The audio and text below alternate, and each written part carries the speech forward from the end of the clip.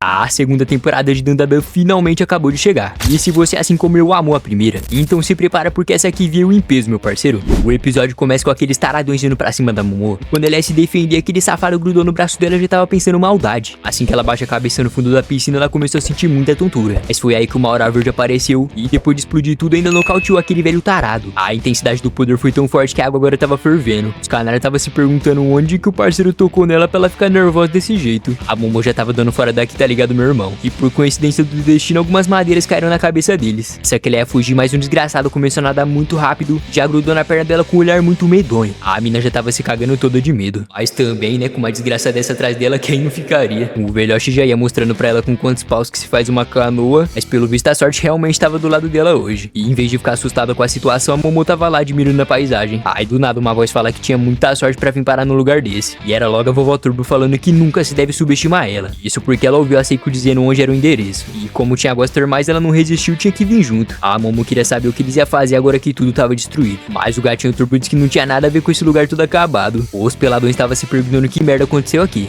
Bem na hora aparecem uns caras falando que não acredita que esses desgraçados estão aprontando de novo. E os vagabundos já saíram vazando até pelo telhado. E a mina tava lá gritando, mandando prender esses desgraçados. E o gatinho Turbo só de boas falando que o banho tava muito gostoso. E por sair por aí, a Momo agradece por ter sido salva, né? Mas segundo as palavras da velha Turbo, foi só o poder do hospedeiro que salvou ela. Agora o mistério que a mina queria entender é porque não dava pra ver nenhum tipo de assombração dentro daquela casa. O gatinho diz que isso acontece quando uma casa absorve muito sangue humano. Voltando lá pra dentro, os parceiros estavam se perguntando que buraco bizarro era esse. Enquanto o diálogo rolava, tinha logo um pôster do Neymar na parede, mano. Assim que a campanha toca, eles falam que só pode ser a Momo voltando. Mas quando o Digi abre a porta pra conferir, era logo aqueles cidadãos estranhos encarando eles. Aí bem na hora a abertura começa pra atrapalhar o episódio na melhor parte. É brincadeira, viu? Se liga que bosta que ficou essa nova abertura. Nossa, que bosta! E depois de entrar na casa do Gigi, pense em uma visita folgada, hein, meu parceiro? Ele estava reclamando que os vizinhos não cumprimentavam ninguém, que já tava na hora de ensinar de quem é esse território aqui. A velha com cara de chupar a cabra manda ele sentar pra comer um salgadinho. E que é bom ele ser bem amigável porque graças a eles que ele não tá pagando aluguel. Aliás, ele era uma criança sem pais, então ele tinha que ser grato por não tá morando na rua. O Okaru não tava entendendo era nada. E o Gigi explica que quando os pais dele estiverem internados, ele não vai precisar pagar aluguel. Aí o mínimo que ele precisa fazer é ser grato pra família Kito, que são os proprietários. O Nerdola queria saber que desculpinha que eles iam arrumar por ter feito um buraco na parede. E o mano fala que essa é o fim de que eles nem sabiam de nada. A véia da sobrancelha de Amy pergunta por que ele sumiu. E ele mete a do louco falando que ele foi buscar o amiguinho que queria vir aqui. Mas ela não acreditou nem um pouco nessa história. Pergunta se por acaso ele tentou trazer outra médio como ele sempre faz. Os outros carniças tava lá xingando ele falando que nem tinha fantasma nessa casa. E o Gigi pergunta se um mongo desse tinha cara de médio por acaso. De repente a bicha puxou uma espingarda falando que infelizmente acidentes costumam acontecer nessas montanhas. Tipo se sem querer ela querer caçar um javali e alguém entrar na frente dela. Como ele não é idiota, o mano já entendeu o recado e fala que é melhor não chamar a atenção da polícia. E foi só falar que um policial literalmente apareceu na mesma hora. Mas ele não tava aqui pra arrumar problema não. Na verdade foi ele que salvou aqueles taradões da piscina. A sala do cara tava parecendo a casa da mãe Joana. E uma véia deixa claro que se alguém da família Kito for preso vai ser culpa dele. Os canalhas perguntam onde ele tava, ele fala que ele tinha saído com um amigo. E o tarado deixa claro que odeia pessoas mentirosas. E que espera que essa seja verdade mesmo. E depois de perguntar quem era esse Nerdola, o mano disse que foi ele que veio aqui porque ele queria fazer uma visitinha. Pra confirmar se era verdade, ele perguntou qual era o time preferido do Gigi. E se eles forem verdadeiros amigos, com certeza eles iam saber. O cara já tava se tremendo todo de medo. Afinal, o Okaru não entende nada de futebol. E quando ele fala que é PSG, o Canalha fica surpreso e diz que pelo visto eles são verdadeiros amigos mesmo. Aí quando o Gigi pergunta como ele acertou, foi graças ao pôster do menino Ney que tava lá na parede.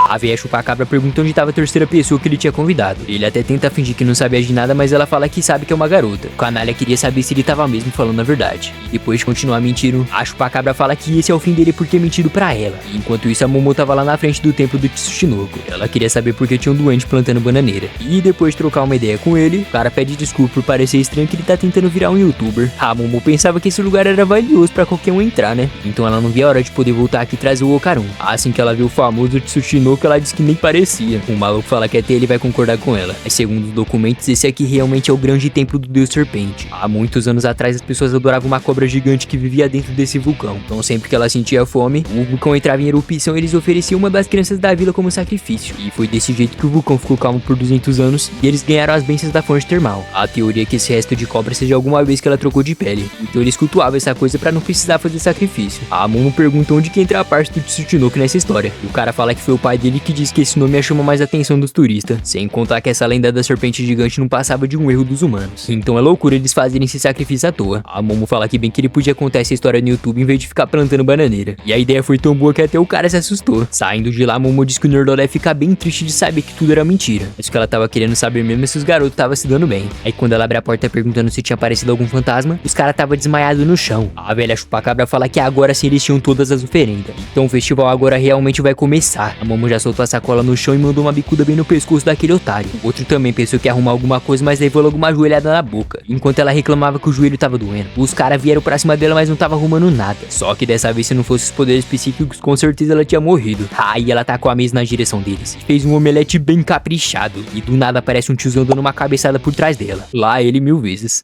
Que demais! Ai, que delícia!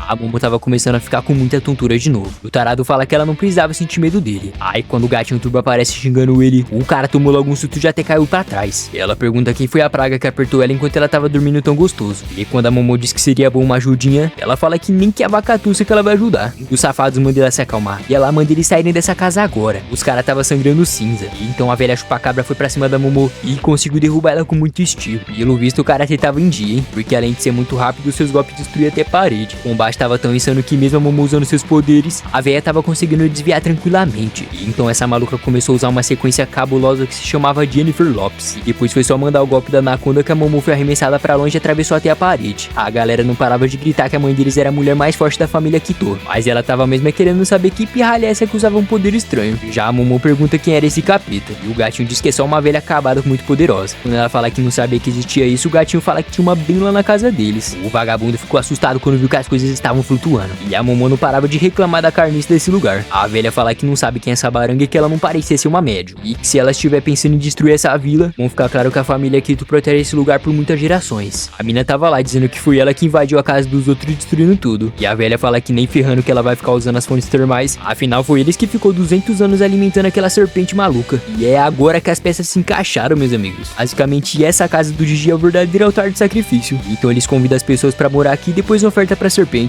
A Momo fala que então é por isso que os pais do Gigi desapareceu. E a velha fala que foi bem na hora certa, já que ele estava ficando sem oferenda. Do nada tudo começa a tremer e a serpente tava tão faminta que já tava tentando devorar ela. A mina até tentou pensar em um plano pra ver se ela conseguia fugir daqui, mas eles fizeram ela voltar deixando claro que o sacrifício não ia conseguir fugir. A Momo tava tão desesperada que mandou a velha turbo fazer alguma coisa, senão elas iam morrer de vez. Mas foi aí que a dupla de melhores amigos apareceu e empurrou todo mundo naquela areia movediça. O Nerdola quase conseguiu salvar ela, só que geral começou a ser sugado lá pra baixo. Depois de cair em cima dele, ela pergunta se tava tudo bem e ele fala que acha que sim. E por alguma razão tinha uma espécie de cidade perdida por aqui. Quando eles escutam o Gigi pedindo socorro, eles vão correndo ajudar. O problema é que dessa vez a Momo não conseguiu alcançar ele. Mas antes dele bater a cabeça no chão, alguma coisa meio macia fez ele cair e não se machucar. Só que não foi qualquer coisa não, meus amigos. Simplesmente o cara caiu em cima da lendária serpente que tava com mais fome que a Thaís Carla. Aquela família maluca começou a ir na direção dela, dizendo que a presença do Deus Cobra é uma honra. Então pra alimentar ela, eles trouxeram essas 3 crianças. A turminha pensava que esse Deus Serpente fosse só uma lenda, né? O gatinho turbo fala que na verdade isso aqui é um kuragari. E o Nerdola fala que é uma minhoca gigante que devora homens e morava lá no deserto de Gobi. A Momo pergunta se é sério que eles ficaram todos esses 200 anos alimentando uma minhoca e não uma cobra. O chupacabra não parava de mandar a cobra não devorar aqueles 3. A mina manda ela parar de ser imbecil porque isso aqui não é o deus das serpentes e sim uma minhoca gigante.